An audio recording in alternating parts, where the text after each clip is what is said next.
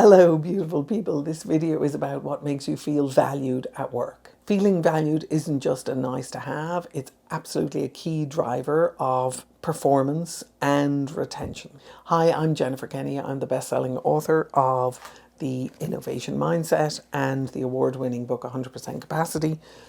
I work with teams to help them build execution capacity and innovation capacity and deliver successfully on highly complex technical projects. I've seen teams transform when people feel recognized and valued at work. Today we're going to look at what makes people feel really valued and how to create that for yourself in your workplace and for others in your workplace.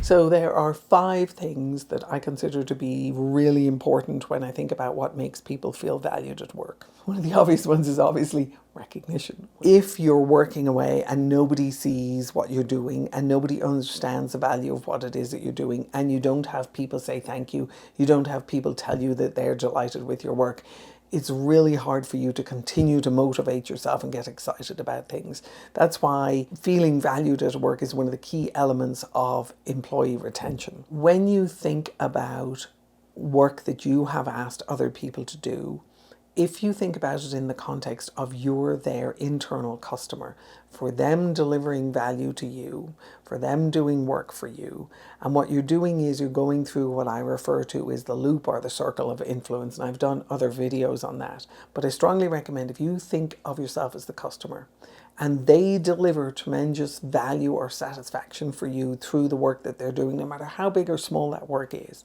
if you are able to declare satisfaction to them for the work that they've done, you are going to be contributing significantly to their sense of feeling valued at work. And by that, what I mean is you are simply saying thank you and expressing why you saw it as valuable. It's not enough to say thanks. I mean, it's better than nothing. But if you're saying thanks, then you're in a position to be able to go, thank you. I found the way that you coordinated with me to deliver this work very valuable. Or thank you, the analysis that you did for me was really top class. Or thank you, the analysis you did for me allowed me to be able to make XYZ decision. Or thank you, the slides that you gave me contributed to a presentation I was making to the leadership team. Whatever it is that they did, if you can contextualize it in terms of the value that they brought, what you're doing is you're not just making them feel valued, you're helping them understand what is value at work.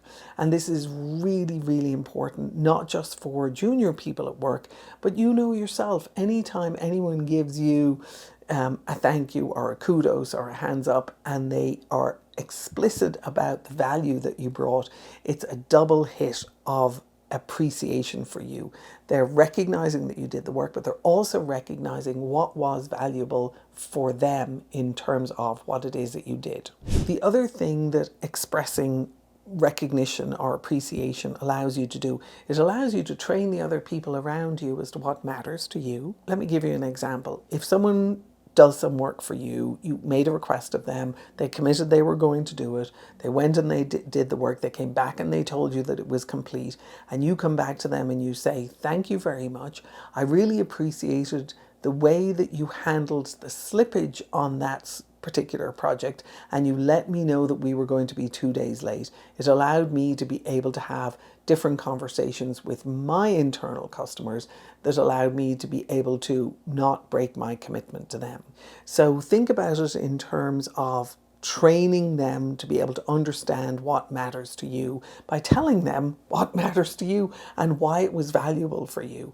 Every time you have an opportunity to do that, what you're doing is you're refining how your team engages with you. You're coaching them without actually really having to coach them. You're coaching them into understanding how to be able to engage with you and how to be able to deliver value for you. Super useful practice to be able to have, super useful conversations to be able to have, and they can be had really quickly and really effectively, and they deliver value for whoever it is you're having that conversation with, because it allows them to be able to feel valued, and it increases their engagement, increases their performance, and increases your chances of retaining them. The other thing that helps people feel valued at work is involvement. If you are making decisions for people and telling them what those decisions are after the fact, decisions that impact them, what you're doing is you're removing their agency.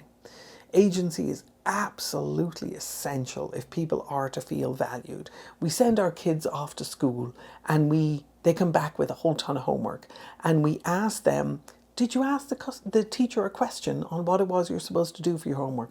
No, Mama didn't. And then what we do is we go, well, we need to help you build a little bit of agency. You need to go and put your hand up if you don't understand what the teacher's asking for. And that may take us 4 or 5 years to get the kid to the point where they're putting their hand up and asking for clarity around what's being asked of them. But what we're doing is we're looking to build agency. And yet we go to work and we take that agency away. So when you think about the value that you are looking to recognize in people, one of the key values is absolutely agency. They're the self-starters, the go-getters, the people who declare the breakdowns ahead of time, the people who come to you when they have an offer or an opportunity you think might be valuable, the people who work to try and help others, the people who start up projects that improve the overall working functionality and value of your department or your team as a whole. So when you think about involvement, recognize if you're ever making decisions that involve other people, that have a domino effect on them, wherever you can involve them in the process. Not because you want their opinion necessarily, not because you want every single voice in the room, not because you want to spend a week getting consensus, but because you want them to be party to the context that's happening and the conversations that need to happen in that context. So let me give you an example.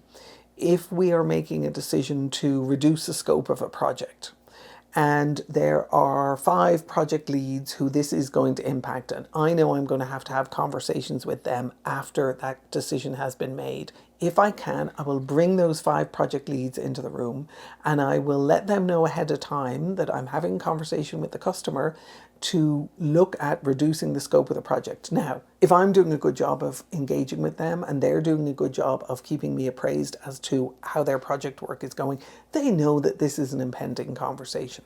But I can bring them into the room with me and I can go, look, we'd like to have a conversation about reducing the scope of the project. I want to have my team leads here to listen to your team in a way that we can continue to build a relationship, build trust, and continue to add value.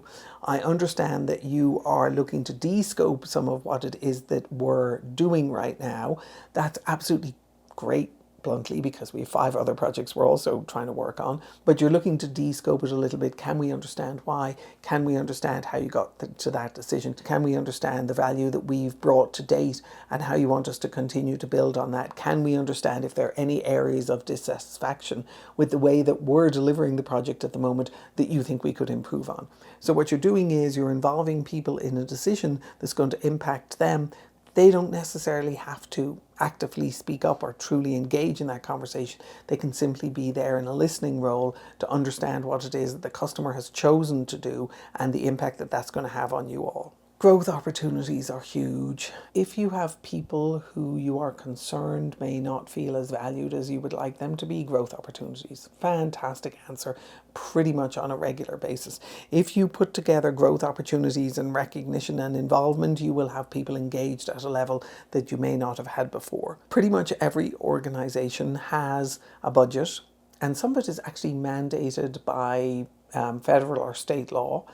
And money is put aside for people's ongoing learning and development. I know it's super hard to be able to pull people off projects, to send them off to a conference or to send them off on a learning program, but it's also incredibly valuable. If you can take that hit for a little period of time where they're gone for a day or two, what they come back with is going to be 10 times more valuable if you brief them ahead of the learning opportunity and you have a conversation with them about what you're anticipating they might be able to learn, what you think might be valuable for them in there, and you listen to them to understand what actions they're going to take at the conference or at the learning. They're not simply being sent there to sit in a chair and wait for a miracle to happen. You're having a prep conversation with them where you're guiding them towards the value that you're looking for from them as they come out of this particular training. So growth opportunities, whether they're training, mentorship, or conversations around career pathways, I've always found that those with the right